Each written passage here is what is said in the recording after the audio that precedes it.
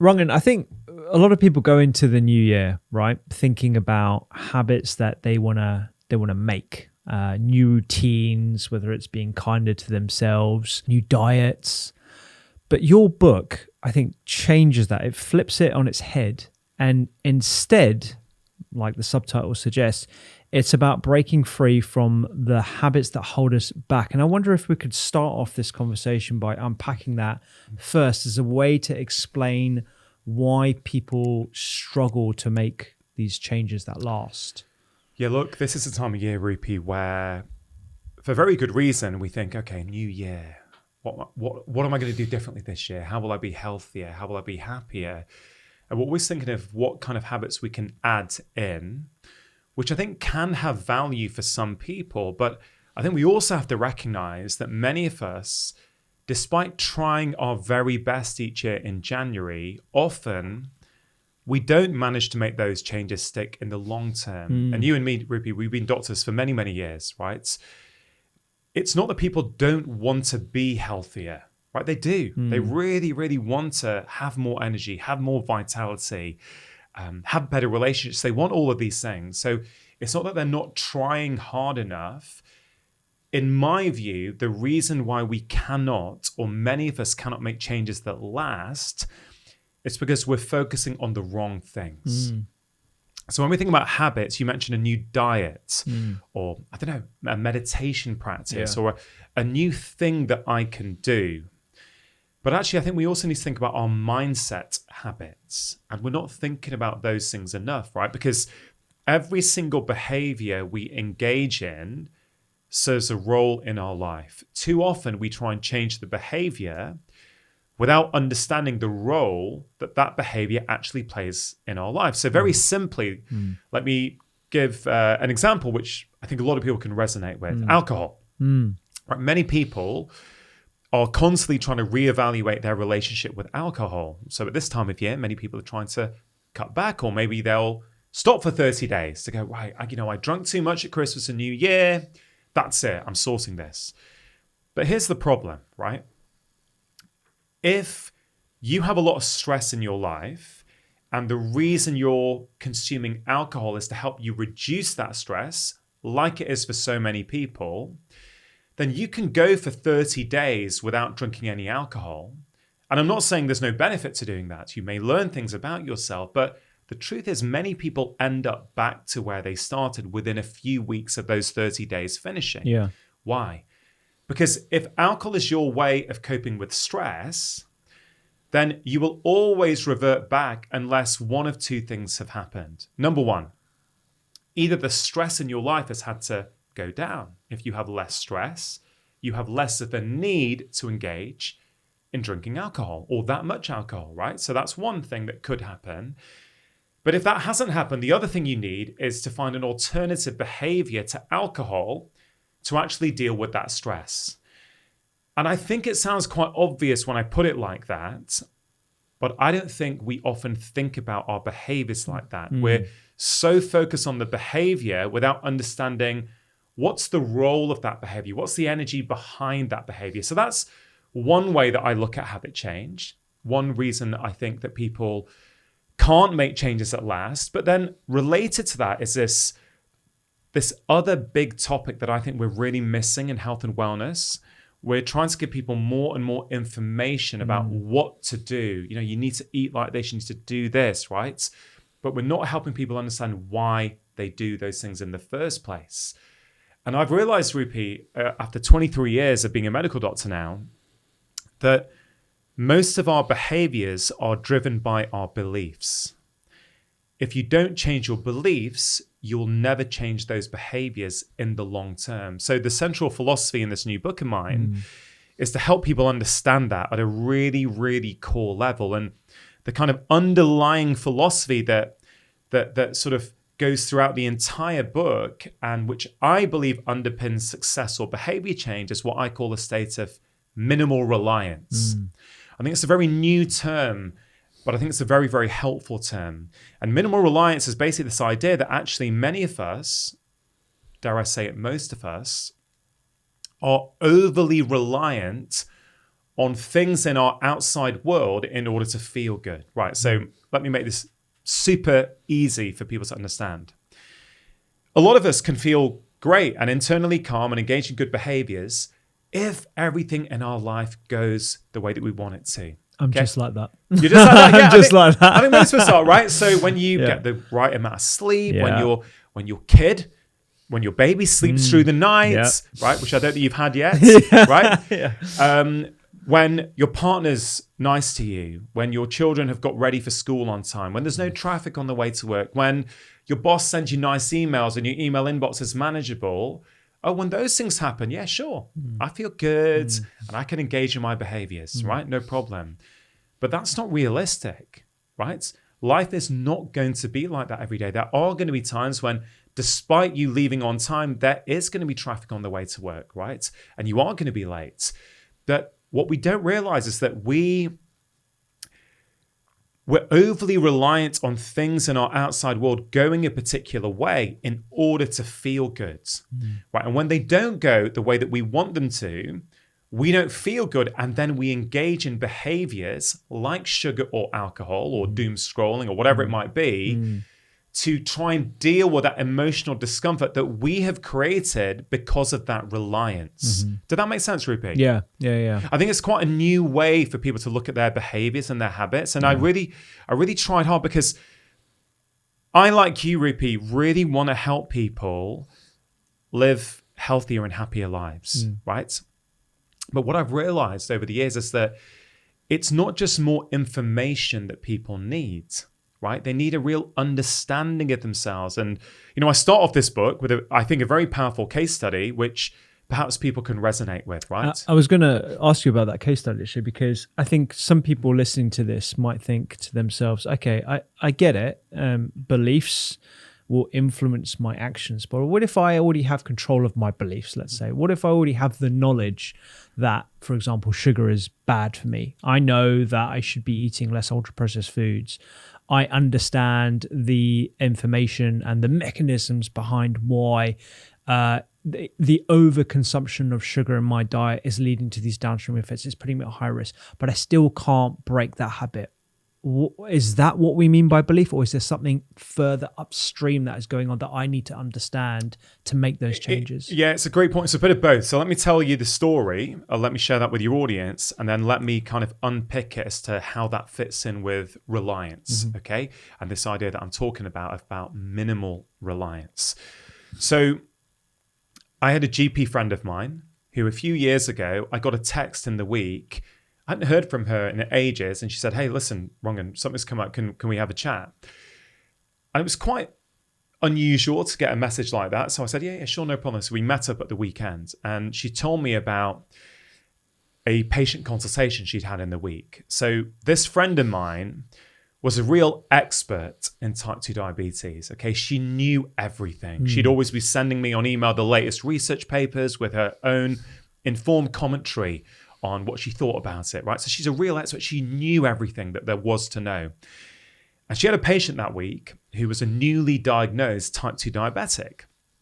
And so she was going through the results and explaining to the patient about the damage that too many ultra-processed foods or excess sugar intake over a period of time can have on his body and his risk of type 2 diabetes. And at one point he just said, "Hey, doc, can I just stop you there? Why should I listen to you? You're fatter than I am." Now, I understand that many of us will think that's a little bit inappropriate in a doctor-patient consultation, but that's not the point I'm trying to make here. Whether we think it's appropriate or not, that's actually going off the issue that I'm trying to raise awareness of. When I met my friend, she said, "It was really hard to hear that, but do you know what, Rangan? My patient was absolutely right. I actually was fatter than my patient. And what that patient didn't know is that while I was counseling him on the dangers of too much sugar and ultra-processed foods, in my drawer underneath my desk, I had a big packet of Cadbury's Giant Buttons." And I started the book with this story to illustrate what I think is one of the most important points in this book and what I want to share with the public with all the experience I have today, which is this. knowledge in and of itself is not enough.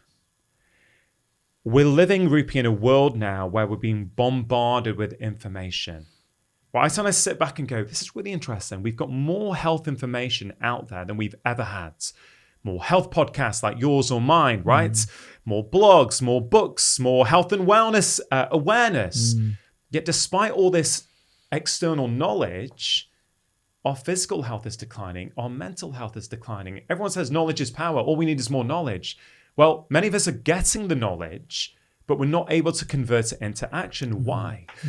And the case I'm trying to make is that for many of us, and I would argue, Rupi, that for most people who listen to your podcast each week, I'm guessing most of them already know that too many ultra-processed foods or too much sugar is probably not helping them with their health, right? I think a lot of them already know there's an impact on their teeth, on their liver, on their gut microbiome, etc., etc.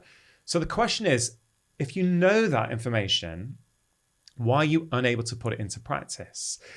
And I think what we need, instead of more external knowledge is important. I'm not saying it's not important. I'm saying we also need more internal knowledge. We need to develop our own insight and our own self-awareness. Why is it that despite knowing some of this information, we're unable to put it into practice in our lives? Yeah.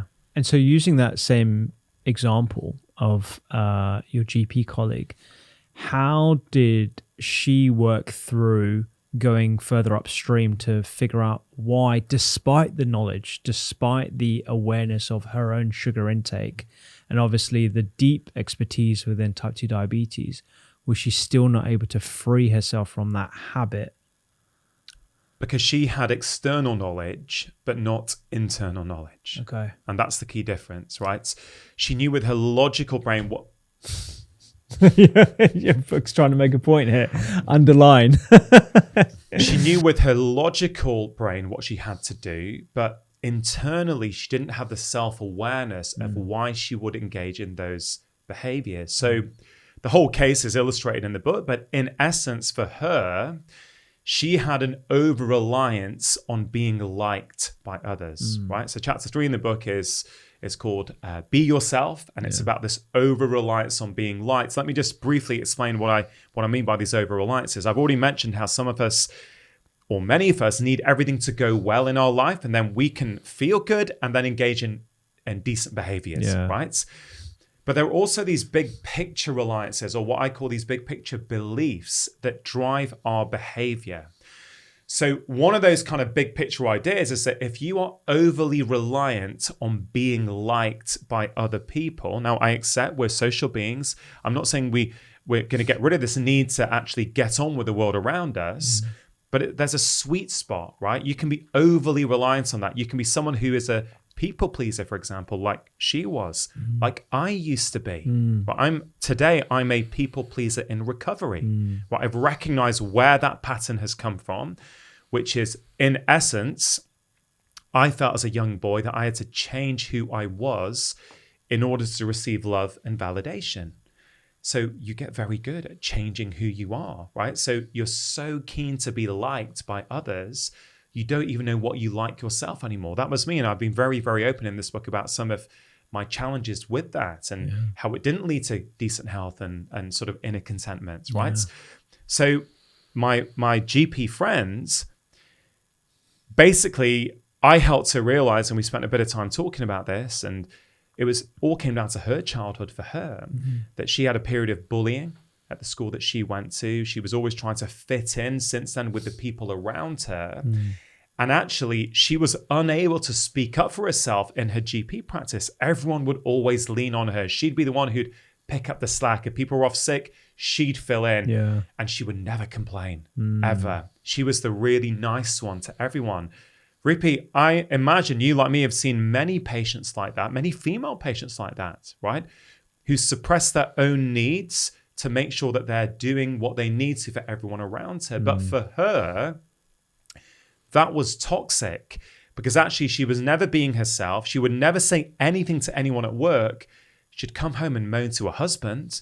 But when she was at work, she'd all be nice and be this people pleaser. Ultimately, that's where the secret to her health change, that's where she needs to go to change her behaviors for good, because she has. Yeah. She no longer overconsumes sugar, but it wasn't more external knowledge. She realized that actually when she would go to those Cadbury's buttons, when she was at work, was actually when actually she suppressed herself at work. She just did what everyone else wanted. She took it. Oh, don't worry, I'll do those blood results. Yeah. Oh, don't worry, I'll see the extra patients, right? I bet you and me have had traits like that as well before, right? Because we like to be nice people who behave well in front of others and do things for others. But she realized, because I said, hey, every time you go to those buttons, right, in your drawer, just pause for a moment. Just pause. Before you do it, ask yourself what's going on. What are you really feeling? Is it physical hunger or is it emotional hunger? And I kid you not, Ruby, by doing that regularly, she was like, oh, wow. I keep going to that when I don't feel good. I'm not actually hungry. It's because something's happened at work, or I feel again I'm being taken advantage of, right? So you can change these patterns very quickly. Actually, we like to go, oh, these things are really hard to break. They're not as hard as we think, right? I think last time I came on your show, Rupi, I explained how I was competitive for much of my life, right? And a lot of my good friends, who you know very well, would say Rangan is one of the most competitive people we know. But I'm not competitive anymore, because competitiveness was a trait I developed as a consequence of my childhood. And when I became aware of that, I've unpicked the layers and I'm not competitive anymore. Do you know what I mean? It wasn't who I was, it was who I became. Yeah. And I know these are quite some big concepts for people to think about, but I think it's urgent that people start looking at their lives in this way, because otherwise we keep getting to every January and thinking a new health book with more knowledge on sugar or more knowledge on alcohol is all that we need. Yeah. But you've probably got enough external knowledge. I think what people need is more internal knowledge. Just a quick one. If you want to learn the 5 ingredients that I think are fantastic for inflammation that you should be getting into your diet every week, then download this PDF right now. It's in the link down there, and I'll send you my 5 ingredients for inflammation. Let's riff on that idea of internal knowledge a bit more, I think, because it's a really critical point, I think, and it's foundational to this book. A lot of people might start relying, in the same way they rely on experts, which is the first part of the book, or the first chapter, they start relying on external measures of internality. And what I mean by that is what I'm wearing on my finger right now. It's a tracker, measures my sleep, gives me some indication of how my stress levels are and my heart rate is. Other people might start using a CGM, for example, as a way to try and like kickstart a behavior, because they're getting more knowledge about what's going on in the inside. The point you're making, if I'm not mistaken, is not reliance on other factors that give us a measure of internality. It's actually being truly interoceptive. And I wonder if there are some practices that you can guide our listeners on that give us an idea of what's truly going on, so we can actually be a lot more interoceptive rather than reliant on external information. Yeah, and this is a great point, Rupi. So I believe, whilst I acknowledge we're all unique and we've all got different lives, so what might work for one person may not work for somebody else. If I really had to say that there's one practice, a daily practice that I think everyone would benefit from, there's no question for me, in the current age in which we live, the most important practice, I think, for most people each day is a daily practice of solitude. Okay, I really believe that with all my heart. A daily practice of solitude doesn't need to sound scary. It can be whatever you want, right? It can be breath work. It can be meditation. It can be journaling. It can be having your morning cup of coffee in silence, not looking at your email and Instagram at the same time. A revolutionary thought, I know, right? Yeah. That qualifies as a daily practice of solitude, because the problem, Rupi, is, right? And it sort of refers to something I said earlier in this conversation. We're living in a world now where we're being bombarded with information from the outside. If you wake up and the first thing you do is start consuming information, emails, social media, podcasts, even good quality information. Sure. And that's a key point. Yeah. Even good quality information, let's say like your podcast or hopefully my podcast, right? You're still consuming from the outside and you've lost the opportunity to start listening to what's going on the inside. You will never change your life for good in the long term unless you start listening to the signals that your body is sending you. Your body is very, very powerful. Yeah. You know, interoception is a term that we're seeing more and more scientific literature around. Yeah. Right, interoception is, you can almost think about it like our sixth sense, the ability to sense what's going on inside your body. You know, how's your breathing? What is your heart rate like? You know, all these things, right? And there's really good studies on interoception, right? There's a couple I write about in the book. There's one here. There was a study done at Sussex Medical School with autistic individuals who had symptoms of anxiety. They were able to significantly reduce their stress levels by training, by getting training to be more aware of the signals from their own heartbeats, right? So I'll just read what the summary said in that study. After just 6 sessions, 31% of them recovered completely from their anxiety, compared to only 16% in the control group. Gosh. Right? That's just by being more internally aware. Yeah. There's also lots of research now on people who suffer with drug or alcohol abuse. Yeah. Right? Previous people who've had issues with addiction, right? And actually those who get this internal mindfulness training, they relapse less. They have less rates of depression. Right, so it's very, very powerful, but I feel it kind of speaks to where we're going wrong in society on this kind of big picture level. We think all the answers to our life are on the outside. More knowledge, more reading, more blogs, more podcasts. Hey, listen, I'm part of that world, right? This is my 6th book, right? I release a weekly podcast, right? So I'm part of that. But I want people to know that you've got to listen to that information, put it through your own filter, and then go, is this information right for me? Right, there's a case study in chapter 1 I'd love to share with your audience, Ruby, because I think your audience are obviously very interested in health. They're interested in nutrition, right? So there's a common bit of advice these days online about having 30 different plant foods a week. Now, I'm not saying that there is a problem with that advice. I'm saying that advice, I don't believe, is for every single person. No piece of health advice, I've come to the realization, works for every single person in every setting.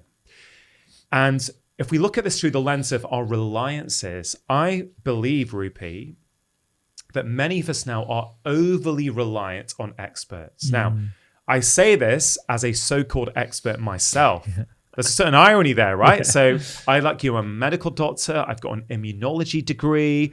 I've got specialists in general practice qualifications. I'm now a professor at Chester Medical School, right? I've got all these qualifications, but I can still confidently say that I cannot know for sure to the person who's listening to this right now what is the best approach for them in the context of their life. I can't. Absolutely.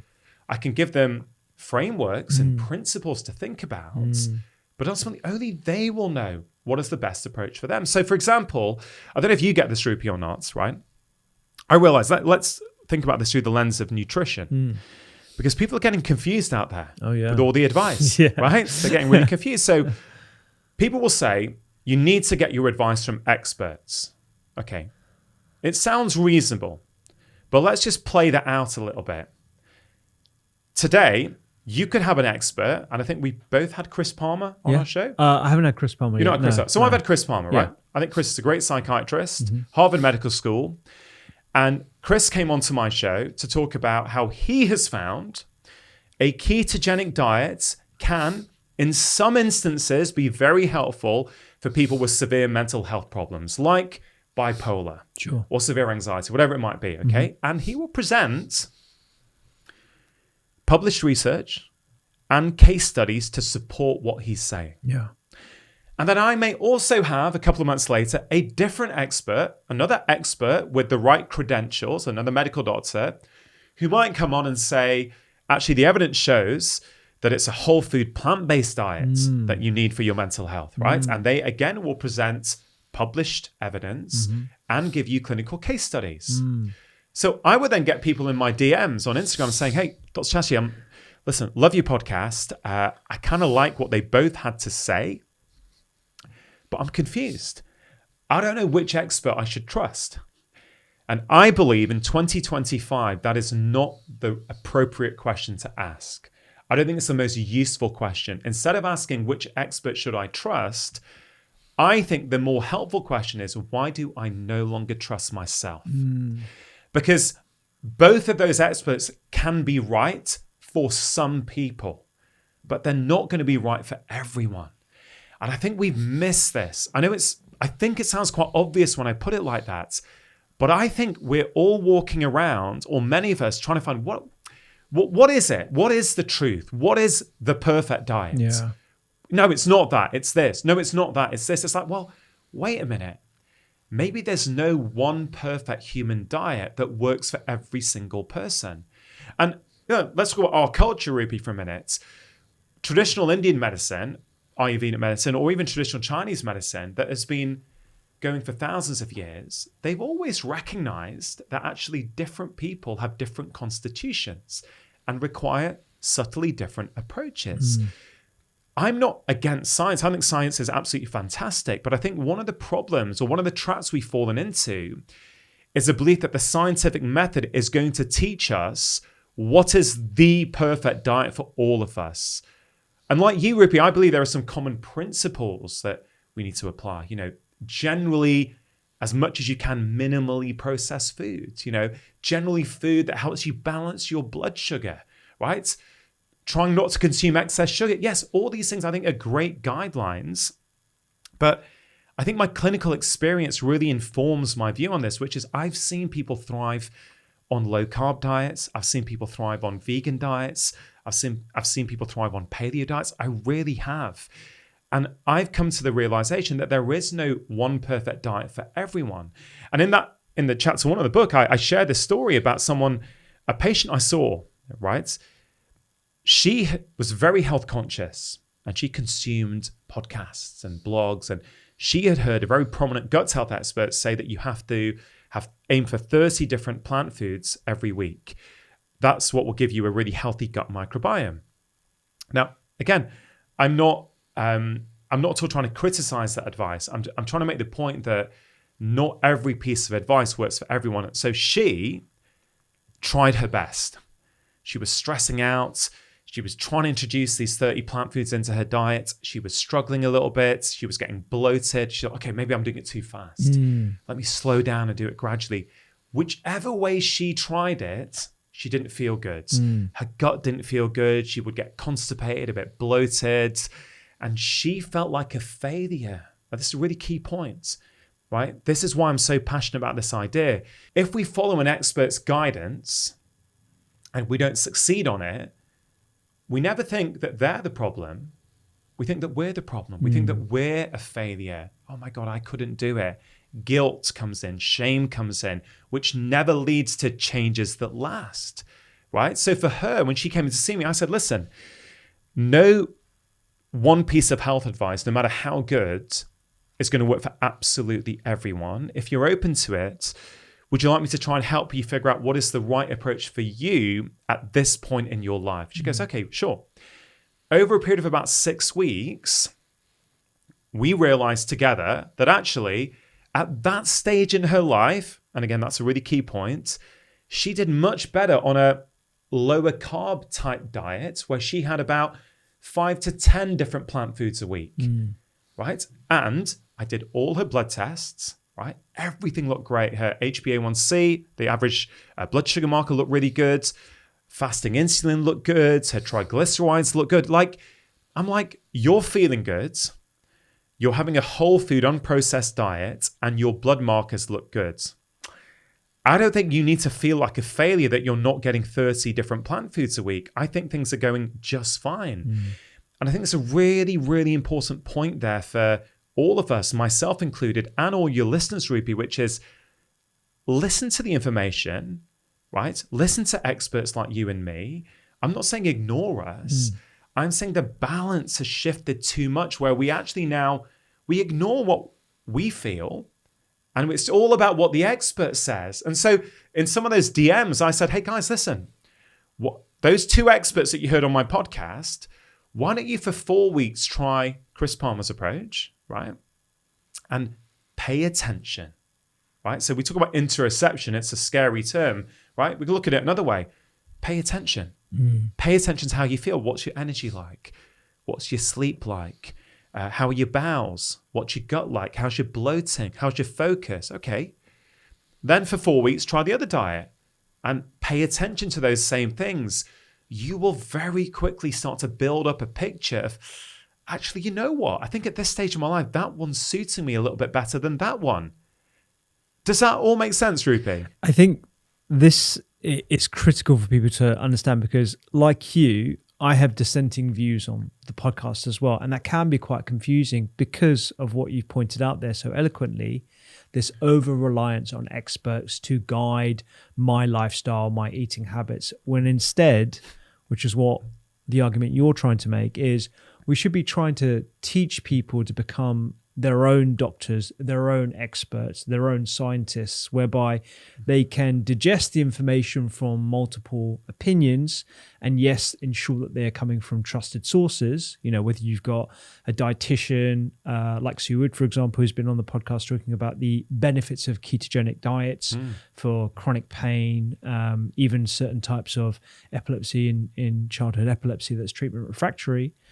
And also a microbiome supporting diet that is full of like plant points and all the rest of it.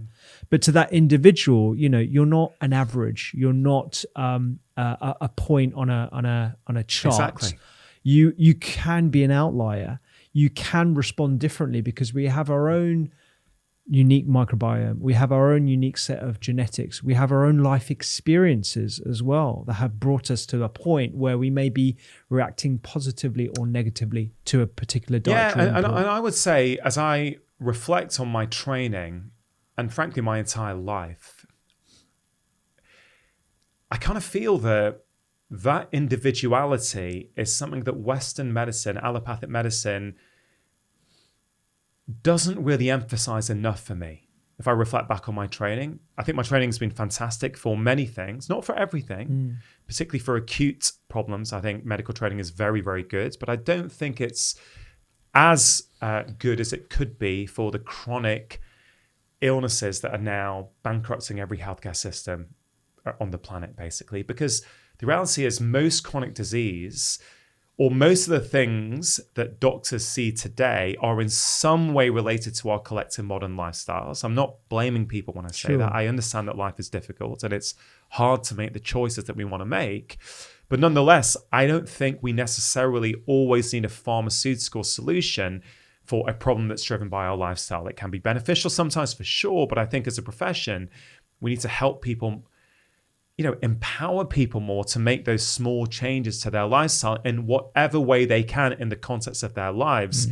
But even within that, there's no one perfect lifestyle.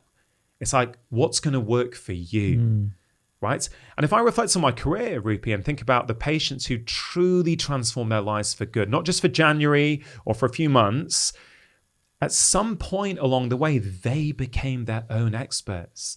They were like, hey, doc, I know you said that, but actually I found when I do it like this, or when I eat like this, I do much better. And so I think that's a really important point for us all to think about. You also asked me about these trackers, and we can apply that same principle here, right? Are you overly reliant on these trackers? Are those trackers helping you or harming you? We want to make everything black or white these days. Is it good? Yeah. Right? Okay, take it away from trackers for a minute. Is fasting good or bad? Well, it kind of depends. Like, for who and in which context? Those, I think, are the two most important questions these days. For who and in which context, right? If you are a type 2 diabetic or you're carrying excess body fat, a form of fasting that suits you in the context of your life may be transformative for you. If you are a malnourished anorexic teenager who is struggling with or recovering from an eating disorder, fasting may not be the best practice for you, right? So fasting is neither good nor bad. It depends who we're using it for. This is what a clinician will know. Like we know that we need to apply the right tool with the right patients. But we think about health wearables in this way, right? So let's just reverse back from these modern health wearables and go to another tracking device that we've had for many years in medicine, blood pressure monitors, right? So for many years, Rupi, patients would, if they were diagnosed with high blood pressure, they'd often say to me, hey, do you think I should buy one of these home blood pressure monitors from the pharmacy? And I used to think, yeah, it's a good idea. Why not? It helps you keep on track. What I soon realized is that this is not a scientific study. This is just my observation. Yeah. Around 50% or so would find it really, really helpful. They'd measure a few times a week, maybe once a week or twice a week. If it started to creep up, it would empower them to be a bit more focused on their lifestyle. They go, God, I've let my walking slip. I must keep going for my 30-minute lunchtime walk. Okay. They used it in a way that helped them. The other half, they'd use it 4 times a day. As soon as it was slightly high, they'd be on the phone to the practice. Can I talk to Dr. Chatterjee, please? I'm a bit worried. They'd get real health anxiety. Yeah. So it's neither good nor bad. It depends on your relationship with the tool. It's never the tool, it's our relationship with the tool. So let's apply that then to these modern wearables. You've got a ring on, I've got a wristband on, right? They're doing similar things. Yeah. They're measuring our sleep, our stress, our heart rate variability. Now, I've had concerns for years, or potential concerns, although I must say for me, I've been wearing this for about 3 months now and I love it because it's helping me get more in tune with my body. Yeah. It's helping me with my interoception. Yeah. So I believe we all have to empower ourselves and ask ourselves, are these wearables helping us? So if you're using a wearable, bit of technology, for a particular purpose, for a discrete period of time, and you're using it to help you learn about yourself, I think that can be game-changing. Yeah. But if you're using them in a way where actually you're becoming dependent on it, you cannot function without it. You forgot to charge the battery and you have it one night and you don't know how to exist because you don't have your sleep score in the morning. Actually, if it's helping you also, because you don't have your sleep score in the morning, and if it's giving you a negative view of yourself and the world around you, I would argue it's possibly not the right thing for you at that stage in your life. And there are some studies on this, Rupi, right? Yeah. And I shared them in the first chapter. There was one study, right? They took these people into a lab. Some of them slept for 5 hours and some of them slept for 8 hours, right? The group who slept for 8 hours were told they'd only slept for 5 hours. And the group who slept for 5 hours were told they slept for 8 hours. Okay. And the group who actually did sleep for 8 hours but were only told they slept for 5 hours, we start to see a decline in their performance and their fatigue and their cognition because our mind is actually really, really important, right? So if you're someone who sees that morning readiness score or sleep score and, it really stresses you out, that might be a problem. Yeah. Yeah. But do you know what I mean? Does that make sense? 100%. I mean, before we started recording, we were talking about the impact of the stories that we tell ourselves, right? And I was, lamenting about how got a newborn right now, 8-week-old, disrupting my sleep to no end. That's why I can't look at my sleep score in the morning because it's pretty depressing. It has a real impact on our biology, and that study eloquently describes that in a very clinical sense in a scientific setting. But I think at a grander scale, the stories that we tell ourselves are having a massive impact on our health. And this is something that I come to realize through your work and through also the daily practice that me and my wife are doing right now as well. Instead of us complaining about the fact that we're not getting that much sleep, actually reframing it and just thinking we get to have lack of sleep because we have a beautiful, touchwood, healthy baby boy. Yeah. We get to have the discomfort and the hardship of having to feed every 2 hours and figure out, okay, is he unwell? Has he got a temperature? We get to have that experience. And so really leaning into the story that it's actually a positive reframing is something that I think everyone should start practicing because that's how you make changes and that's how you get rid of those habits that are bringing you back, right? Yeah. I mean, I think the secret to life, Rupi, the real secret to life is understanding that you get to choose the story on every single thing that happens. I don't think I've had a more powerful realization in my entire life. And that realization has helped not only my health, it's helped my happiness, my inner calm, my relationships. Last time I came on your show, Rupi, I shared with you, I think, the story of Edith Eger, the 93-year-old lady who I spoke to on my podcast, the conversation that quite literally changed my life. And she essentially shared how when she was in Auschwitz concentration camp, as a 16-year-old girl, she gets there, her parents are murdered, right? How she gets through to the point where at 93, she is full of love, compassion, and forgiveness, despite what she witnessed, despite what she went through.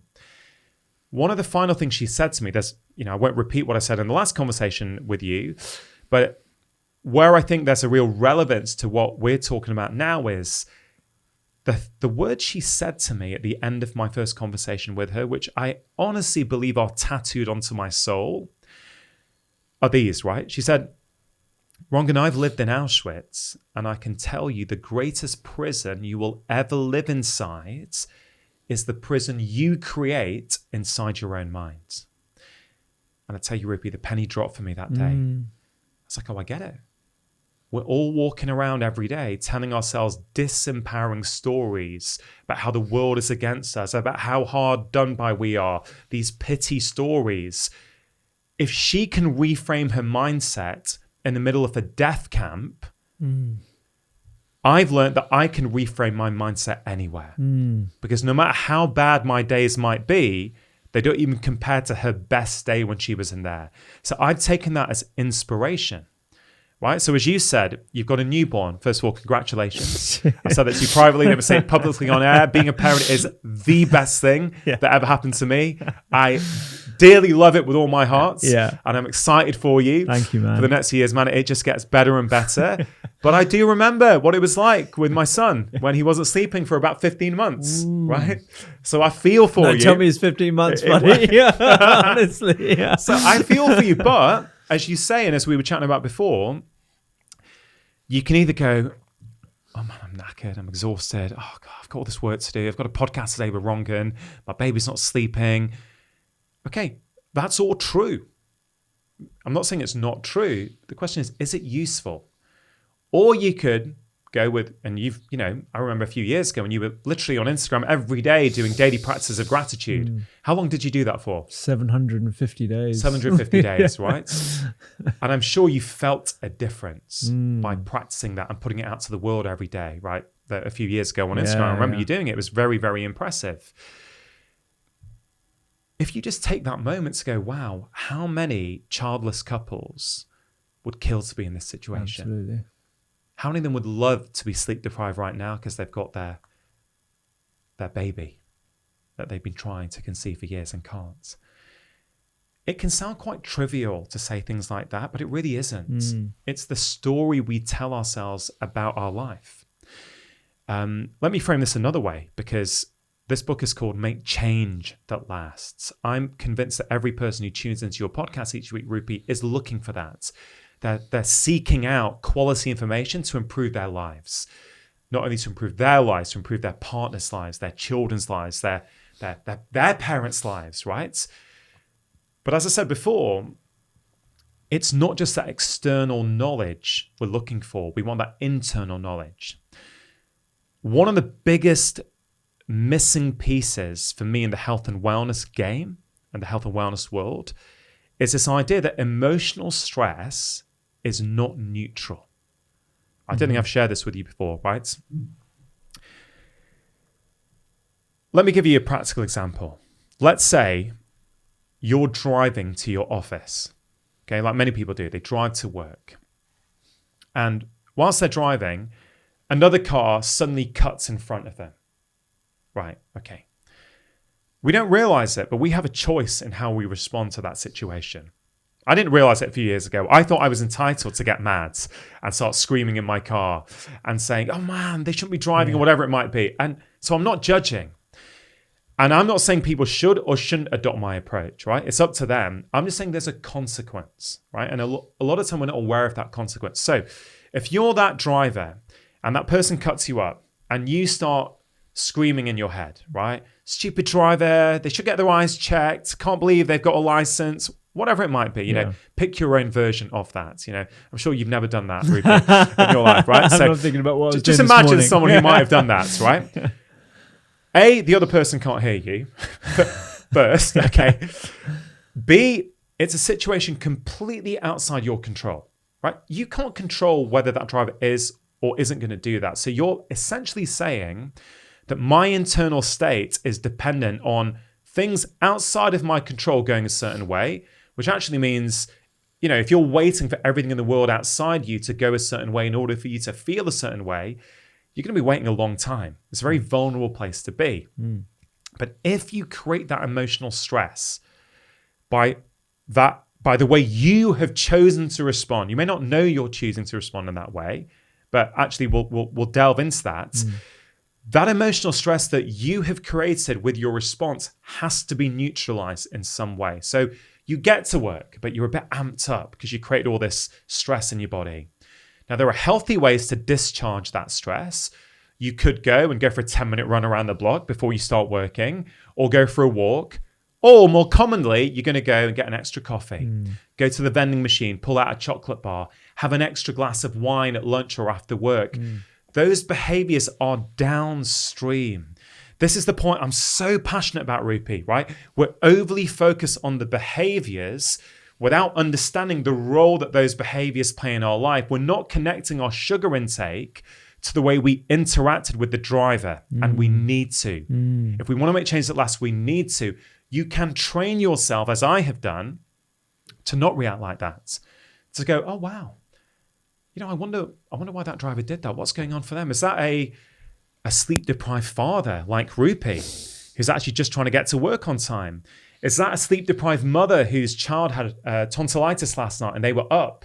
Is that a person who's been late for work 3 times in the past 2 weeks, and if they're late again, they're going to get fired? For your well-being and for your ability to make changes that last, the truth doesn't matter. What matters is that you create a empowering happiness story about that event, and you can train yourself. Right now, just to be really clear, I'm not saying that we should, you know, that everything other people do is correct. You know, some people are poor drivers, right? I'm asking, is the response you have to the event that is outside of your control, is it useful? And I tell you honestly, Rupi, like, yes, I know I've turned up a bit tired today because I'm on a book tour, right? And I've actually been doing a lot of interviews to try and talk about these ideas that I'm truly passionate about. But actually, and I think you know this because we talk quite a lot, I'm in such a good place these days. Like I feel like I get life. I feel like I get what's important. And I think the real reason I understand what to focus on and why I have this inner peace these days that I've never had before is because of this. I understand that we create the stories. Edith Eger taught me that. If you can change your story in Auschwitz, I can change my story here. And so a lot of the chapters in the book, in some ways loosely, relate to that idea. Yeah. And without over-egging this point, once you see it, you can't unsee it. Once you truly get that you're creating these stories, like now I can look at other people who are reacting to the world all the time and getting stressed out by a comment on social media. I'm like, you know what? It's just a comment. It's just someone in a world of 8 billion people has a different view to you. That's going to happen. You know, when you look at things like that, you go, wow, how much stress are we generating by the way we interact with the world? You know, Rupi, at the moment in America, the stats say that 1 in 6 Americans are not talking to another family member because of a difference in opinion over politics. Gosh. That is remarkable to me. That starts from about 6 months ago. Like the election was about 6 weeks ago. I don't know. I think that must have gone up since then. Yeah. But on one level, you think this is crazy. We're expecting, there's a chapter in the book, chapter 5 is called Take Less Offence, this reliance on being right. The biggest thing that's probably helped me in my marriage, and I've just passed 17 years of marriage. Congratulations. Yeah, and we're sort of happier than we've ever been. We've got a deeper, more close connection than I think we've ever had before. It's because I'm no longer reliant on being right. You know, it's so toxic for our relationships and our well-being, that the need to be right. That need comes from an insecurity. I don't need to be right anymore. I'm like, okay, it's okay if my wife and I have a different opinion. Let's actually relate that to what I just said about politics for a minute. If you can only talk to a family member because they have the same view on politics as you, that's problematic for your well-being, right? I love my wife to bits, right? I'm pretty sure we're going to be together for as long as we both live. I really believe that. But we don't even agree on everything. Do you know what I mean? Yeah. Like, we don't agree on everything. We share the same values and principles, but we even disagree on stuff. How can it be that I expect a stranger online who I don't know? How do I expect them to agree with me on everything? Yeah. If you look at it like that, I kind of think it's ridiculous. Obvious. Yeah. It becomes obvious that it shouldn't be that way. Yeah. You know, and I think just riffing off the idea of the stories that we tell ourselves, I think this is really important. I think it's critical. Because some people might be listening to this and be like, okay, that's great that Rangan and other people can reframe the stories. And, you know, if Edith Eckert can do this, why aren't I able to do this? And when you try at the start, as I'm sure your experience was, it's bloody hard. You know, how you stop the instinctual anger of someone cutting you up, or the instinctual anger of seeing something online that triggers you. And I'm saying that within the context of, you know, the colloquial term triggering now that's become commonplace.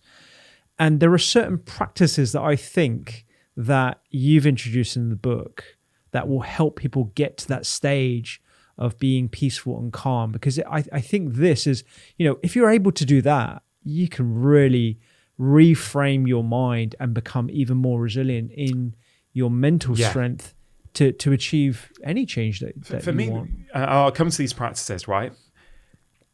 The key point is that a lot of these behaviors that you're trying so hard to avoid and cut out of your life, they're there for a reason.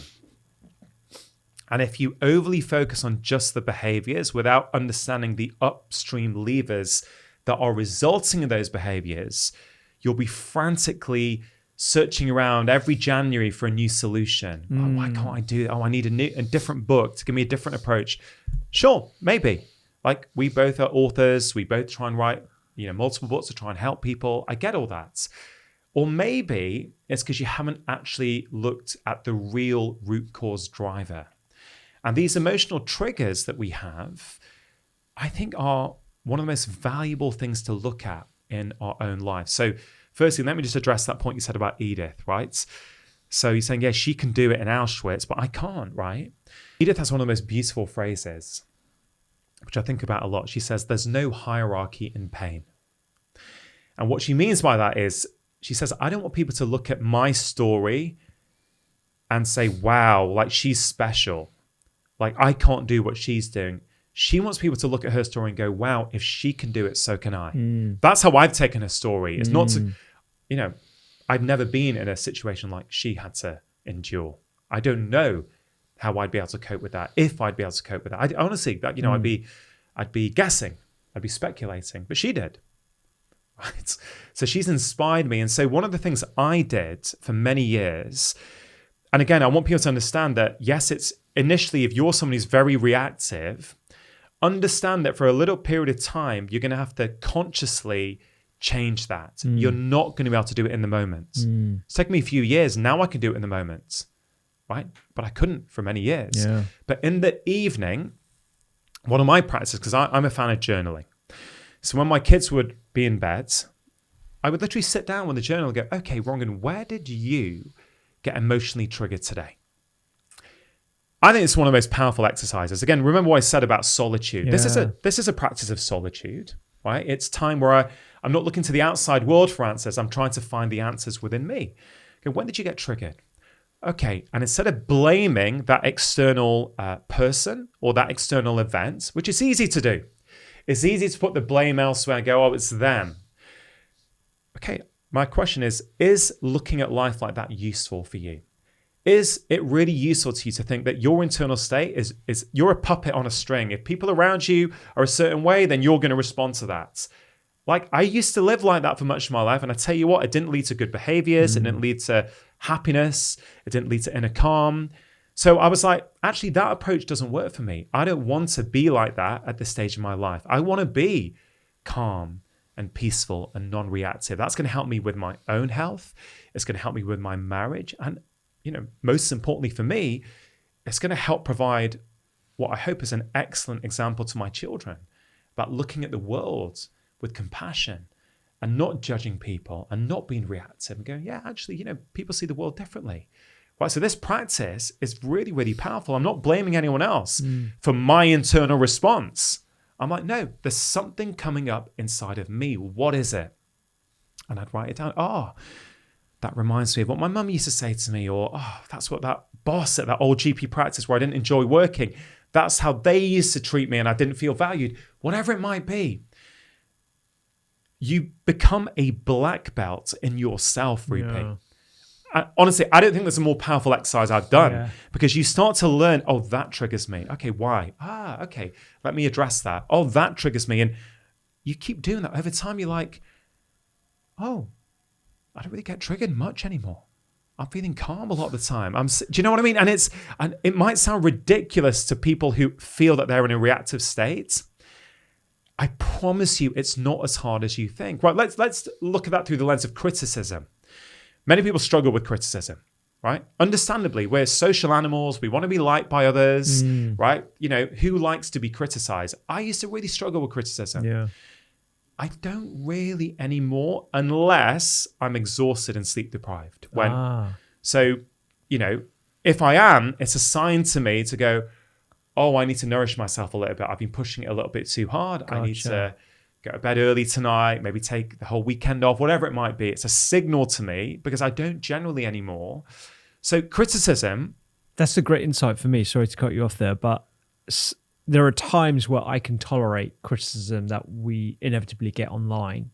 And there are times where I don't, and I don't understand why. And I don't think I've gone deep enough internally to really understand what those environments are, the contexts are in which I feel that I'm, being criticized and I react badly to it. And I guess I need to look into that. Actually, well, that's the goal. That's the goal we're talking about, not the external. It's the internal. Yeah. It's like, oh, why is it sometimes that same comment bothers you and others it doesn't? This is interoception in some ways, right? It's going inwards and trying to tune into that and like, oh, you know what? Last week I was well slept. I slept for 3 nights. Whereas this week I'm sleep deprived. I've probably been working a little bit too hard. Another thing we don't realize, Rupi, is that we see the world through the state of our nervous system, and we're meant to, right? So if you are literally under attack from a wild predator 100,000 years ago or another human being today, right? And you activate your stress, your stress response, right? So you'll have covered this before. What happens in the stress response? Your cortisol goes up. Your blood sugar goes up to get more glucose to the brain. Your blood pressure goes up, so more oxygen can go around your body. Your amygdala, the emotional part of your brain, goes on high alert, so you're hypervigilant for all the threat around you. These are very helpful things in the short term, right? Not if your stress response has been activated day in, day out because of your life and your email inbox and your 3 social media channels you're trying to keep up to speed with and the charge you're trying to bring up by yourself in a nuclear family, whereas we used to always have help around us, right? So if you are stressed, on some level, your body thinks you're in danger. So then you see the world through the lens of danger. People are trying to attack me, right? You're not compassionate and considerate. You're like looking for threat when it doesn't exist. A very simple way for people to understand this is you could read the same email at 9 a.m. on a Monday morning when you've been well rested over the weekend. That same email you can read at 4 p.m. on a Friday after a hard week. You will read it differently. It's the same email, but you are responding differently because of your internal state. It's because of your stress state. This is the realization I'm trying to teach people through this book. It's less easy than saying, hey, habit change is dead easy, right? You got to just follow these 3-4 rules to do it. Hey, I'm a fan of those things. They work, right? Up to a point. My third book, which I came on to talk to you about, Feel Better in Time, was all about behavior change. Make things easy, stick them on to an existing habit, right? So I have this 5-minute morning strength workout that I do every day. Why have I rarely missed a day for 5 years? Because I follow those 2 rules. I made it easy. It's only 5 minutes. Number 2, I've stuck it on to a habit, my morning coffee. So that the coffee gets brewed. I put a timer on for 5 minutes. In those 5 minutes, I have a strength workout. It's nothing to do with motivation. Most people listening, Rupi, I'm hoping are brushing their teeth for 4 minutes a day. 2 minutes in the morning, 2 minutes in the evening. It's the same principle. Those things work up to a point. But what I hope I'm offering with this book is helping people go a little bit deeper than that. If you really want to transform your life for good, you've got to start looking at these internal drivers. And we talk about these wearables, right? And the readiness scores that they give us, right? But I just had a thought there, Rupi, right? If you were able to tune in to, wow, why is this comment really bothering me today? Whereas last week, someone was criticizing one of my posts and it didn't bother me. If you start to tune in and go, oh, I didn't take a break at lunch today. The little one's been up a lot over the last few nights. I didn't even switch off last weekend. I'm just past my stress threshold. Yeah. That's why I'm seeing the world through the lens of threats. And that's why I think there's so much division in the world, actually, is because we're all walking around chronically stressed, overly busy. And so we're starting to see the world through that lens, right? We're looking for threats. We think it's dog eat dog, that actually I've got to get my piece because if someone else is succeeding, then it takes away from me. Whereas I've also come to realize, Rupi, that every single one of our behaviors either comes from the energy of love or the energy of fear. Why I believe most New Year's resolutions fail is because our behaviors are coming from fear. And what's downstream from fear, it's things like guilt, shame. I don't like who I am. I'm not good enough. I don't like my body, right? So I'm trying to overcome that, punish myself in the gym, put myself on a really restrictive diet because actually the energy is not one of love and compassion, it's one of fear. And dare I say, hatred with a lot of people. So if your New Year's resolution is coming from an energy of lack, that I'm not enough, in my experience, it will not last. Yeah. You'll do it for a few weeks, maybe a few months, but you will always revert back. Guilt and shame are never the most helpful energies to make long-term change. But when you start, by doing these kinds of practices, start to have a better relationship with yourself, a deeper understanding of yourself, as I say at the end of the introduction, effortless change is actually possible. But it's only possible if you get to the root cause. And I'll give you another example, if I may, Rupi. Meditation. We're both fans of meditation. How's your meditation practice at the moment? It's pretty non-existent over the last 8 weeks. Yeah, I think when my son was, 8 weeks old, I don't think I was meditating either, right? But this hopefully at this point maybe will land for people. I used to have a very vicious inner voice. I don't know if you did. I certainly did. I was very, very hard on myself. I think that's a common trait within medics in general, actually. 100%. Just constantly berating yourself to do better, to be that top 10%. And, you've got to think about it from the perspective of a 15, 16-year-old that's constantly been at the top of their class, probably, to get all the A's that's required for med school. And then suddenly you're shoved into an environment where you've had all the other sort of top 10, 15% of all the other classes around the country, and you're vying for even more of a top position. And then simultaneously you're put into a sort of military-like hierarchical system of medicine where you're looking at the consultant. So that vicious voice, even if you didn't have it as a teenager or throughout your formative years, it sort of generates as a result of our training and the environment that we're landed in. So, but yeah, just to I completely agree. And so the way I would approach meditation a few years back is like this, right?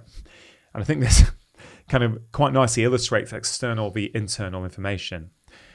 I would read the studies and go, wow, meditation, yeah, it's going to lower stress, lower anxiety, improve my focus, improve my sleep. Man, I'm in, right? I'm rocking meditation this year. This is the year, Rangan, that you get this nailed, right? So I'd start on January the 1st, 20 minutes a day, let's go. And I'd do it day after day. I'd be doing it. I'd be right. I'm like, yeah, I'm nailing meditation this year. This is the year of meditation, right? And then, I don't know, let's pick a random date. January the 17th, right? I'd miss. Because whatever, life happens sometimes. And 20 minutes is quite a lot, right? It's not easy. It's quite hard to do 20 minutes. And I'd miss one day and that voice would start. Oh, Rangan, you're such a loser, aren't you? You couldn't do it this year. You tried last year, you failed. You couldn't do it this year either. And I would go down this tirade in my brain, which would lead to guilt and shame. This is all coming from the energy of fear, basically, rather than the energy of love. And my meditation practice would stop, right? I may try again a little bit, but ultimately by the start of February, it was gone. It was a distant memory. Because it was fear that was driving that choice, that designed behavior. Whereas these days, Rupi, I do meditate regularly, but not necessarily every day, right? If I miss a day, which does happen, I'm a lot kinder now. I'm like, oh, wow, you didn't meditate today. Oh, you've been a bit more reactive today. You've been not as focused. Oh, I'm actually a better human being when I do meditate. Oh, tomorrow morning, I must make sure I get back on that train again. It's a very different relationship with that behavior. And that's why it is now stuck. I've made the change that lasts. It wasn't this black or white thing that I'm either all in or all out. And it all comes down to compassion. I'm just kinder to myself now. And I think, I spoke to Kristen Neff. Have you spoken to Kristen Neff on your show? Kristen who, sir? Kristen Neff, Neff. She's done all the self-compassion research for many years. I mean, her research is unbelievable. And she has shown very clearly that people who are compassionate to themselves actually are much more successful at behavior change in the long term. Whereas we think if we beat ourselves up in our brain, you're going to do it this year, like with that harsh sports coach to ourselves, it doesn't work in the long term, or it comes at a real cost. So I think it's another way for people to think about these behaviors. What is really driving that behavior? And if you can go there, and there's a ton of practices in the book to help people, that's where you're going to find the gold. I'm sure of it. Yeah, because that sort of David Goggins approach, I think, of like berating yourself and that sort of military push to do hard things, I think for certain people, definitely, probably the minority in my opinion. And just going into sort of my habits that have been completely smashed over the last couple of months, I'm someone like you who wakes up early, 5 a.m. I train every single day. I meditate. I have my coffee in the morning. I have my journaling practice and all that kind of stuff. And I've built these habits into my day out of compassion and love and not out of fear. And it's obviously taken a while. The last couple of months, obviously, completely out the window. Haven't trained for more than, a streak of like once a week. Doing home exercises just because I'm super busy. Haven't journaled. Mate. Thank you, man. Haven't journaled, haven't meditated. And there's two options you have, right? I can either be compassionate with myself and just be like, you know what? It's fine. Right? It's a complete disruption to my normal routine, but this is the era of me being less sort of selfish for myself and actually being as giving as possible, giving myself to my son and my wife and trying to be there as much as possible. The other story that you can tell myself is, gosh, I'm putting on weight. I'm putting myself at higher risk of type 2 diabetes. I'm eating more sugar. My sleep's completely ruined. That's going to put me at higher risk of type 2 dementia and yes, metabolic dysfunction. There's all these stories that you can tell yourself. But I think, the option of telling myself to be compassionate with myself is just a practice that I'm leaning into. And I wanted to talk to you about this idea of discomfort and comfort. Because within health and wellness, there's There's new practices these days over the last 5 years that have become really popular. Sauna, cold water therapy, and there's great science behind it. I remember reading some of these studies, like awesome, activating brown adipose tissue, improving longevity, upregulating autophagy with fasting. Great. And I was, similar to you. You talk about this in the book, but I really love your philosophical approach to discomfort and why relying on comfort is something that is at the detriment of change and actually to the detriment of our habits. And I wonder if we can explore why embracing discomfort through all these various means and other practices is so important. So I think this is a great topic to talk about, right? And I think the first thing we have to understand is that we shouldn't feel bad that we like comfortable lives, right? Humans are hardwired for comfort. That's why we've had all this evolution. That's why actually we have these nice apartments and heating and air conditioning and all these kind of things. It's because we have been driven to make our lives more comfortable. The case I'm trying to make in this chapter is that something has happened in the last 40 or 50 years where our comfortable lives are now starting to kill us. And I really mean that. Most of the diseases that we are now afflicted with, and many of the symptoms, you can call them symptoms or diseases of comfort, right? So let me take an example which can hopefully really land this point. Type 2 diabetes, right? A condition you've talked about many times on your podcast, Rupi, something which is just going up and up and up. You simply do not see that condition in a traditional society where our lives are a little bit uncomfortable, right? So what does that mean? In a world where you actually have to leave your house each day to get some food, to bring it back, to get some water, to bring that back, right? You didn't have the option like we do today. If you have the means and the capability, you could actually sit in your house all day, right? You could work from home potentially on your laptop. You could, on an app on your phone, you could get food, not only grocery food, you could get food that's tasty and cooked and is hot, delivered to your door. You can get light bulbs, you can get toilet paper, you can get whatever you want, all from the comfort of your house, right? And it's a more philosophical look at a lot of these chronic illnesses, but I think they can all be looked at through the lens of comfort, right? They are all a consequence of our comfortable lives. And so I believe that one of the most important things you can do for your well-being is to regularly embrace discomfort. Now, let me be clear what I mean by that. I'm not saying you have to buy a £5,000 cold plunge, put it in your back garden, make it super cold, and go in it for 5 minutes every day while shooting an Insta video, right? If you want to, you can do that. And I'm not going to go at anyone who does that, genuinely, right? I'm talking about the regular engagement with something uncomfortable. I think it is so important, not only for our physical health, but our psychological health, how we feel about ourselves, right?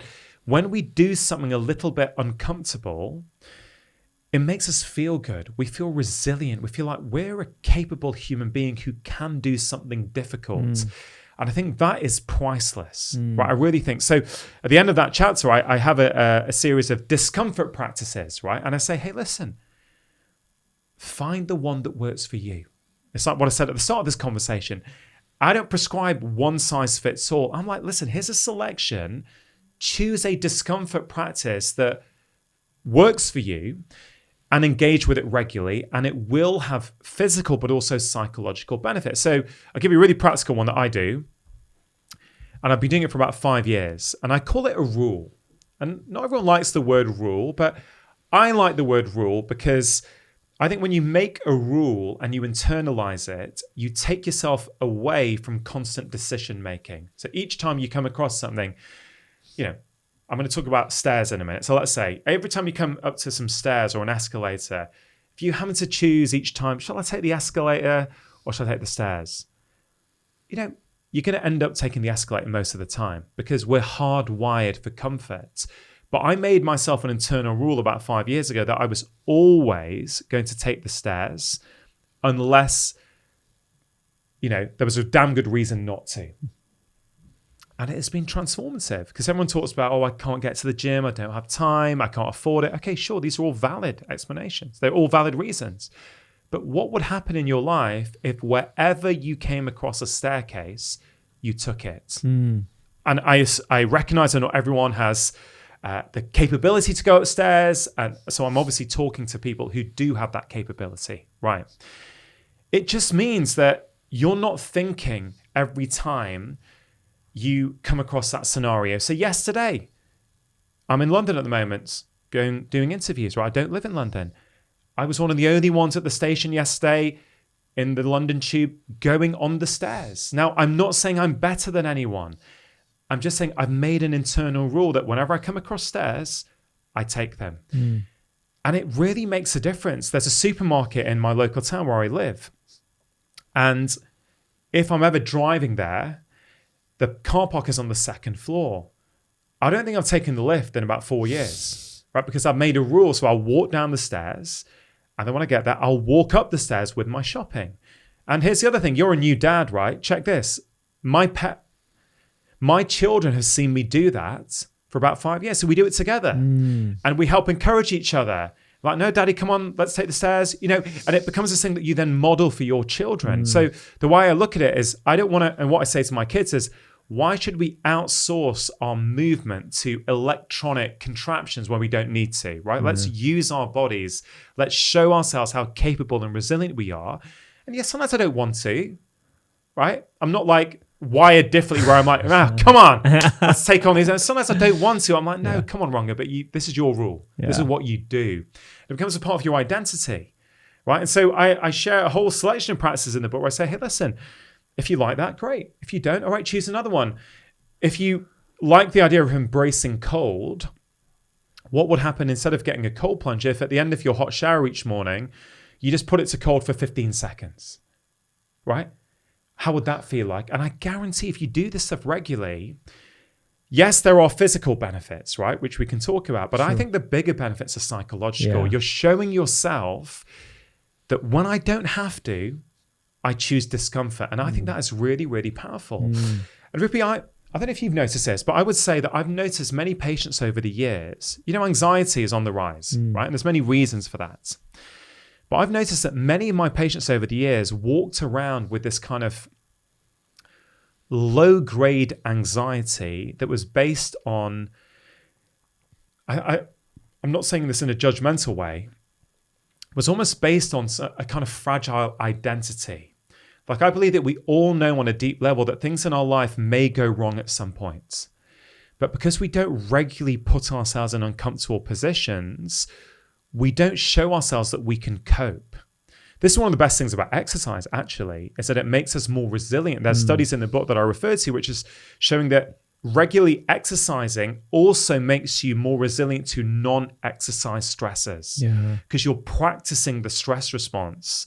In fact, just to draw this connection to something we said earlier in the conversation about interoception, the sensation of being aware of your internal bodily sensations, there is a school of thought that says that one of the reasons exercise is so good for our physical and mental well-being is also because you start to tune in more to your body signals, right? So when you're running fast, let's say, your heart rate goes up, but that's my heart rate up because I'm working hard. People who don't work out regularly, their heart rate can go up and they start to feel anxious. So they lose that connection. Yeah, so it's kind of really interesting that we think about exercise and go, it's really good for health or physical activity, and it is. And then we try and reduce down, why is it good? Oh, it does this to your mitochondria. Yes, it does. It's great for your mitochondria. But I think it's what we said before, like I don't think you can separate psychology from physiology. They're hugely linked. So moving your body regularly, doing something uncomfortable has multiple benefits. Yes, it benefits your mitochondria. It benefits your muscles. It benefits your insulin sensitivity. It also benefits your mind, right? It shows you that you're capable. And I felt that in my own life, right? When you regularly do these difficult things. And again, even saying that, I'm not talking about running an ultra marathon, just something a little bit uncomfortable. Even you could look at it super simply, right? If you're someone who doesn't do anything for your health at the moment. And I imagine, although I could be wrong, I imagine most people who listen to your show, Rupi, are probably quite proactive or certainly trying to be. But if you're someone who's not, even saying that every morning I'm going to do a 5-minute action for my well-being, that's actually uncomfortable. The most comfortable thing to do when you wake up is just to lie in bed, scroll on Instagram, do your emails, right? I get it. I'm not judging you. I understand that's easy.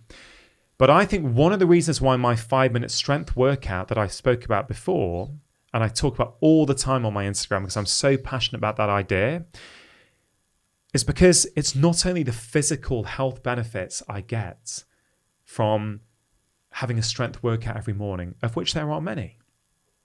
It's the psychological benefits. I show myself every day that no matter how busy I am, no matter what my kids need me to do, no matter what my wife needs me to do, I still found 5 minutes for myself. That I think is one of the most powerful things you can do. We're talking about making change that lasts. Yeah. Sometimes we think these changes have to be big. We have to overhaul our entire life.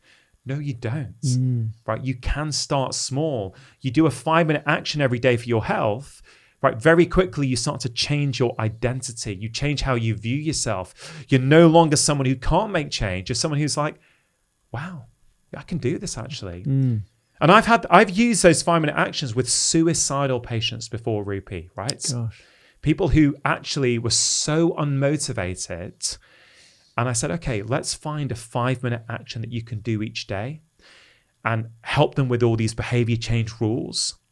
Because look, these big beliefs are great, but sometimes people are not ready for them, right? You've got to help them start small. So again, this whole philosophy is not the same thing doesn't work for everyone. You've got to find what works for you at that point in your life. But sometimes with people who've got severe depression, suicidal ideation, I have helped them completely turn their life around by starting each morning with a 5-minute strength workout, right? Because they change how they view themselves.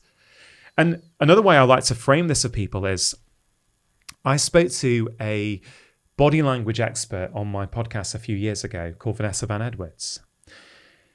And she said to me, Rangan, when you're meeting another human being for the very first time, you're asking yourself 2 questions. Can I trust them?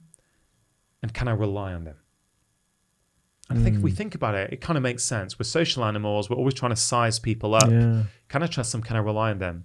But what I figured out over the last few years, Rupi, is that we're asking those same 2 questions of ourselves every single day. One of the most toxic things that you can do, I believe, is say you're going to do something and not do it. Because you then show yourself that you can't rely on yourself. You can't trust yourself. You said you were going to do it. This is January every year. I said I was going to do it. I can't rely on myself at a really deep core level. And this is the secret to behavior change for me, right? Or one of the secrets, right? You've got to be able to show yourself that you can trust yourself, you can rely on yourself. And I believe that by embracing discomfort, whether it's always taking the stairs, having a 5-minute interaction, or whatever it might be, you start to show yourself in a busy world where I have lots of demands on my time, I still found time for myself. I think it's priceless. Yeah. I think, taking a sort of 10,000 foot view of this conversation and the noise that January or the start of any year, 2025 and beyond, will bring. People are looking for that direction. People are looking for, okay, just tell me what to do and I'll do it. But to your last point, ensuring that these are actionable and achievable for that individual is very, very important. You've got to be very, very intentional about what you choose to do, but also the principles and the psychology behind habit change is something that we also need to focus on as well, the philosophy behind it. And I think that's what's very, very different about this book to other books that you might find on behavior change more generally. It's still influenced by this principle, still influenced by the studies, but it's taking that upstream approach, right? And I wanted to bring this conversation to, we could talk about so many others. I mean, you talked about the reliance on being liked. That's something that, me and you have talked about privately. The reliance on busyness. There's just so many reliances. And I think this concept of minimal reliance is brilliant, phenomenal. I wanted to bring our conversation to a close by talking about Vid's dad. Actually, it's something you mentioned in the book, and I thought that was amazing because with all the people that you've had in your podcast, some incredible philosophers, scientists, people who are motivational speakers themselves, Vid's dad appears to sort of encapsulate a lot of these practices throughout his life, right? I wonder if you could give us a bit of background into... Yeah, so Vid's my wife, and Vid's dad, so my father-in-law, is frankly one of the coolest people I've ever met. Like, genuinely. And I've been married for just over 17 years now, so I've known Vid's dad for over 17 years. I don't think I've ever heard him complain once. I've spent a lot of time with him. We've been on holiday together loads. I've never heard him complain. He's warm. He's always smiling. Nothing stresses him out at all. And then when you see what's happened in his life, you start to understand it more. So when Vid was a young girl, she grew up in Kenya. Vid's dad's, his family live in Kenya, in Nairobi. And there was a coup in Kenya in the 1980s. The government were overthrown, and then there were gunmen and the army going around, raping women, going to doors, looting houses. And Vid still has a memory at a young age of being asked by her mum, because there were gunmen at the door, go into that cupboard with your brother, pull the door shut and stay quiet. Right? Can you imagine the trauma from something like that at a young age, right? But in essence, Vid's dad used to be successful in Kenya, his family were, and they lost everything overnight. And he's had to rebuild his life, leave the country, come to the UK, have one business, have that then fail, restart again. He's had to do that. And I remember at an early age when I met Vid's dad, sorry, not at an early age, early on in my relationship with Vid's, I remember Vid's dad once said to me, money comes, money goes, it doesn't make you happy. And I never really got it at the time. Like, oh, that's interesting. But the more you understand the more you understand his life, you get it. It's like he's had money and he's lost it all, right? So he's seen actually, it doesn't really make you happy. You think it does. And again, I say that with the acknowledgement that, yes, we do need money to provide a sense of safety. And if you don't have much money at all, yes, I accept that, increasing money is going to help you with heating, food, looking after your family, that feeling of well-being. So I'm not trying to belittle that or minimize that. But I find Vid's dad so inspirational because of his soft manner. He's always smiling. He never complains. Everything just seems to roll in and out. And I think it's because he's gone through extreme adversity, right? So he's seen it. And there's a chapter which I know you like called Expect Adversity, right? And that is, every chapter in the book is about a reliance that we have. And in that chapter, I say we have an over-reliance on everything in our lives going the way we want them to. Yeah. Right? We somehow think that things are always going to get better. We keep doing things, but it's not. It's a con. And then we get surprised when things don't go our way. And if anyone's wondering if they struggle with this reliance, I have a question for them. Ask yourself, how much do you complain? And if you're not sure, ask your partner, who may have a different perspective, right? Yeah.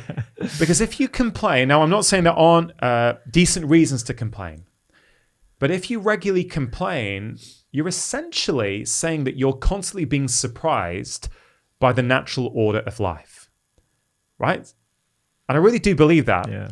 Things are always going to go wrong. If you're always complaining, it means you're not expecting them to. You're surprised. Oh my God, there's traffic today. You know what? If you drive enough times, there is going to be traffic sometimes, right? But when you get surprised by it and frustrated, you generate that emotional stress, which then leads to these problematic behaviors, right? So in that chapter, I share two stories to illustrate that point. And I talk about Vid's dad, right? One of the stories may seem quite extreme, but I think it goes to illustrate the example.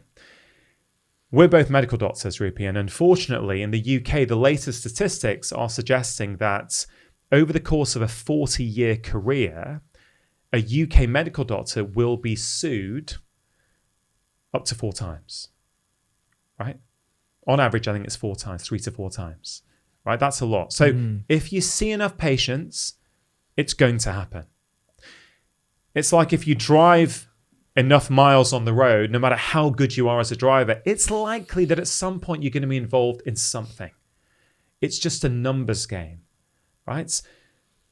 My friend, who was a GP, she ended up being the recipient of a negligence claim over a cancer misdiagnosis.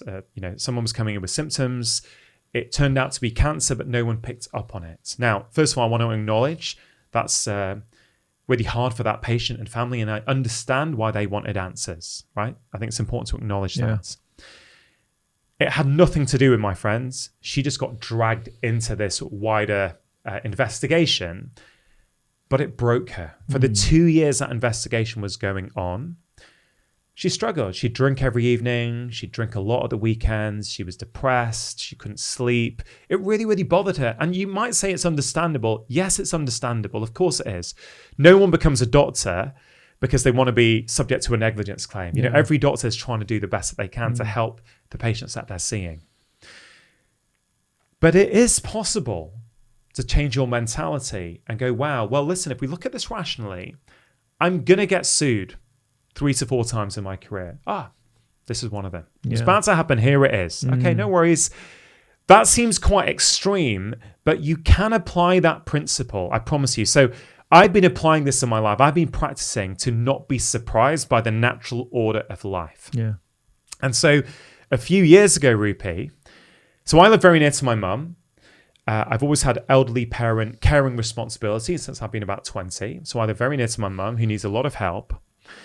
And mum, for many years, has had an emergency alarm around her neck in case she was to fall. She lives by herself. And a few years ago, I went to bed. I go to bed early, about 9 o'clock. Actually, earlier these days, about 8:30. But let's say 9 p.m., okay? And at about 10 or 10:30, my phone went off. And I was half asleep. I picked up the phone. And it was the call center said, oh, your mother's alarm's just been triggered. We've just spoken to her over the intercom. She can't get up. Are you around to go and help her? I said, tell her I'll be there in a second. So, I was half asleep, dazed, went downstairs, got my car keys, in my pajamas, drove round to mum's, went in.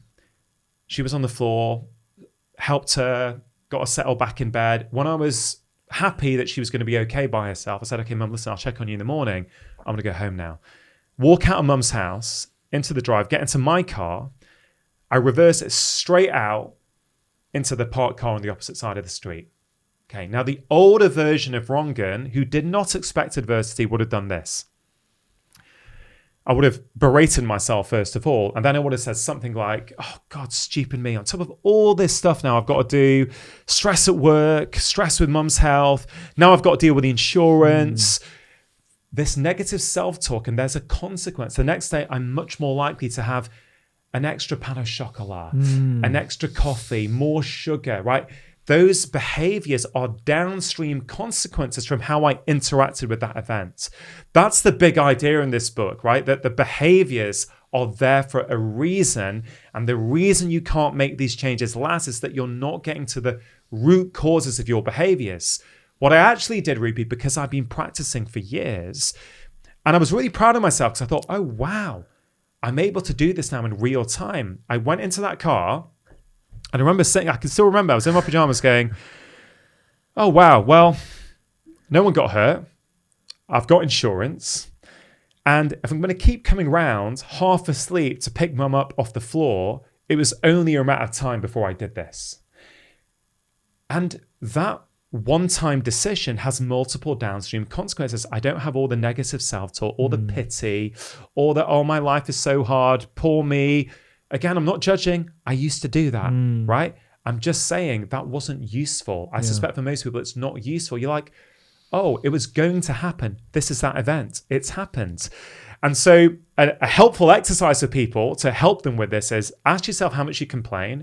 And if you're not sure, or you want someone to back up your answer, ask your other half who may have a different answer to you.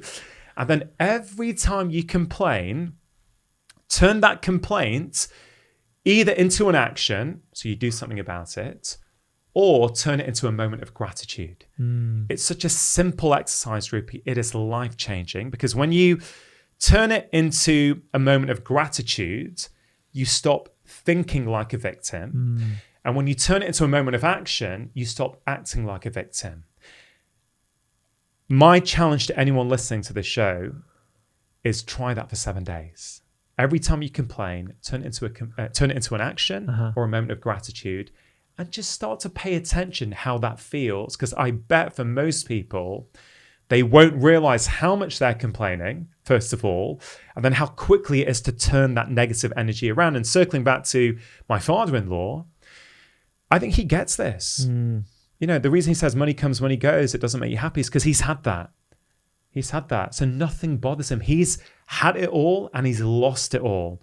And he's still happy and content. And I would argue that even though I've just passed 500 episodes of my podcast and spoken to some of the most incredible minds around the world, I think my father-in-law is still probably one of the most inspirational people I've ever met, genuinely. And I feel very lucky that he actually is my father-in-law. Yeah, that's incredible. Honestly, I think the stories, particularly the last one you told us about the car incident, will resonate with so many people. And I think there's so many takeaways from not only the book, but this conversation around solitude, the difference between fear and love, the stories we tell ourselves, and gratitude. I think it's going to be super, super impactful. So for anyone that's looking to make changes this year, just really leaning into the psychology of the why and what's leading to the habits that you're trying to change in itself, and understanding that, I think is going to be critical. So, man, I appreciate you. I appreciate you coming here, sharing your wisdom and our friendship. I know I say this to you all the time, but I just want to say it publicly. I just the things that we chat about are so impactful to me. And it's really helped me. And now that I'm a dad, I'm going to be leaning on you a lot more, I think, for some extra guidance. Can I just say on that, mate? Well, the feeling's mutual. You know, I'm a massive fan of everything you do, Rupi. And as you as a person, I love not only what you do, I love how you do it. It really resonates with me. You mentioned your morning routine before. Yeah. And it's really interesting. And I just want to share something from my life in case it's useful to you. And I think it almost relates to what we just finished off with, which is that expect adversity chapter, a reliance on everything going right, which it doesn't. I have realized since I became a dad, you know, my son is nearly 15, right? So I've, almost been a dad for 15 years. Wow. I realized, because he didn't sleep for 15 months, as I've already said to you, right? So I realized very early on that I had to start going to bed earlier and getting up earlier, because I realized I'm a much better human being when I have time to myself each morning. I'm a calmer dad, I'm a better husband, I'm a better doctor. So you get up early, you do your morning routine that you've got full control over, or you think you do. And then what happens is your kids get a bit older, right? So when my daughter was about 4 or 5, what would often happen is I'd be in the middle of my morning routine in my living room, and I'd be meditating, and I start to hear these little footsteps down the stairs, right? And then the door would open, and my daughter would come in. And if I'm completely honest, initially, I mean, it's a while ago now, I think I would get frustrated. Not at her so much, but just, I need my space, I need my morning routine. Yeah. But then that's a reliance on things always going right. After a few weeks, I thought, Rangan, this is ridiculous. You love your kids to bits. Of course, they're going to come down and want to see you. You're their dad. They love you, right? So I reframed it, and I thought, okay, from now on, I'm embracing it. So the next morning, when she came down, I was in the middle of my 10-minute meditation. I remember I opened my eyes. I said, hi, darling. She said, hi, daddy. I said, do you want to come and sit next to me? I'm just meditating at the moment. So is that okay? I said, yeah, sure. So she came and sat next to me. And so we're both sitting there against the sofa. I've got my eyes shut. She's then trying to meditate with me. Got her eyes shut. She's got a hand on my thigh. And, we finish off together. I said, how was that? She goes, yeah, I feel good. And, I lent into that, right? And as their kids got older and they'd be making noise in the kitchen whilst I'm trying to meditate in the living room, instead of being frustrated, I'm like, this is awesome. Yeah. What good training. If I can meditate while this is going on, I can meditate anywhere. Yeah. Right? So it's all about the story you tell yourself. You either tell yourself a disempowering story, Or I would say to you, as someone with almost 15 years experience, you are going to find times in your life where you can't do these routines that you could do as a single unmarried guy or as a married husband without children. And if you can lean into that and embrace it, actually, those routines can be really, really fun, and you stop a lot of that internal stress. So I'm just sharing that in case it's helpful for you. It's been mega helpful for me. Man. I'm going to use it. As he gets older and starts to interrupt your morning routine, you'll think about this moment. I will think about this moment for sure, man. Thank you, man. I appreciate that. Yeah, thanks for having me, Rupi. If you loved that episode, you will love the full library of podcasts from the Doctor's Kitchen Library. We talk about everything from inflammation, supplements, and food as medicine.